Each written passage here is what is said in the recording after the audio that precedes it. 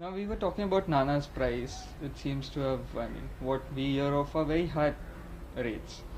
Do you think this is a change in Nana? Earlier we used to think that he's not bothered about money. See, I don't know the price that Nana charges. I've been hearing stories also that he's charging phenomenal rates. Nana and I we've not discussed these sort of things, but I definitely get some feedbacks in the course of his conversation कि मैंने इतना पैसा मेधा पाटकर को भेज दिया है, मैंने इतना पैसा बाबा आमटे को भेज दिया है. Now I know this story, this has happened in front of me, that there were some people offering him a directorship in a concern.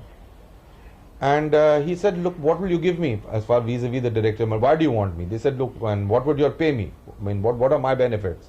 So they said that we'll give you a plane tickets for this thing, or we'll look after your family and I don't know, whatever the fringe benefits of being a director. He said, look, I can do that myself. I'm looking after my family. I don't need that. So they said, then what? He said, spoke to them in terms of crores. And he said, don't give it to me. Give it to Dharavi, not under my name. Give it as a donation from your company. Now, if Nana wanted credit, he could have said, yeah, as Nana's donation.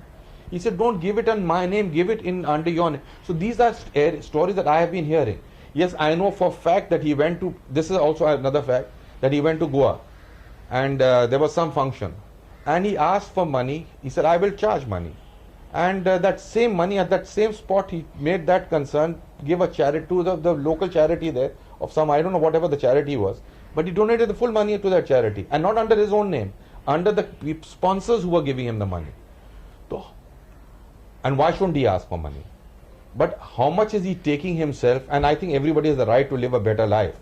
But how much is Nana taking for self and how much Nana is, you know what I'm saying? I don't know. But I definitely feel a very large part of his income is going on so many causes that are, are genuine. That's what I feel. Now, after the success of Krantiveer, we see that Nana Patekar has signed a lot of these films which are commercial. While earlier, he used to work in these Trishagni and Disha, and these middle of the road or art films. What do you feel? Is he better off working in the commercial setup or? See, if I know Nana, this is a phase. I think he'll go through this phase for some time, do a number of commercial films. But I don't think along the line, because what I've been given to understand, he just not did a children's film. He played a ghost in it. Now, taking out time to play a ghost, so I don't think Nana would only do commercial films. If I know Nana, he'll definitely take out time to do a film which he believes in, which is closer to his heart.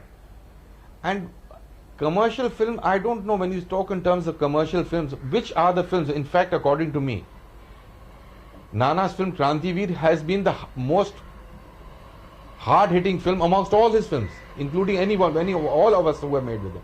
In fact, whatever he said in Krantiveer at least has gone across. So when we talk in terms of commercial films and art films, I don't know. According to me, it's a film. A film is a film is a film. And I think the role which he did in Parinda was outstanding here. So what if it was a film which was catering to the mass audience? I think it was an outstanding performance. Now another thing is you worked with Nana in Raju Ban Gaya Gentleman. Yeah, I'm doing another film with him also, hopefully. What made you think of him in that particular role? See,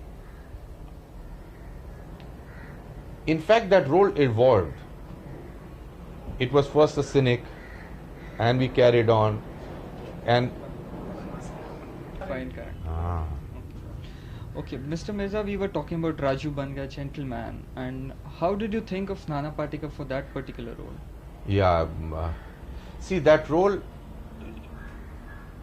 was not definite. That role kept changing, evolving. As Nana and I we would sit and chat, we would play cards together, we would drink together and things like that.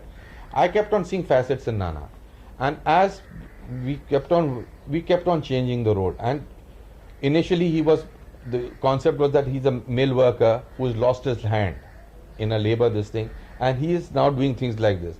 But as my relationship with Nana grew, I kept on seeing so many facets, and from there the character definitely changed from what he was, the original character which I had in mind. and kept on changing things. So to me, I don't know. It's the closest character to Nana as a person. To me, I mean, whatever I know of Nana as a person, I feel so far Raju is the closest to his character. I'm not saying it's the best role he's done, or you know what I'm saying. But to Nana as a person, it's the closest what Nana is, because Nana dances, Nana fools, Nana jokes, Nana keeps look. I mean, he talks of the girl and her father and things like that. But that is Nana, and yet he can be aggressive. Yet he can talk of things of. So I feel that was closest to Nana as a person. I'm not saying, again, I repeat, it's not the best role he's done. Maybe he's done better roles and more popular roles.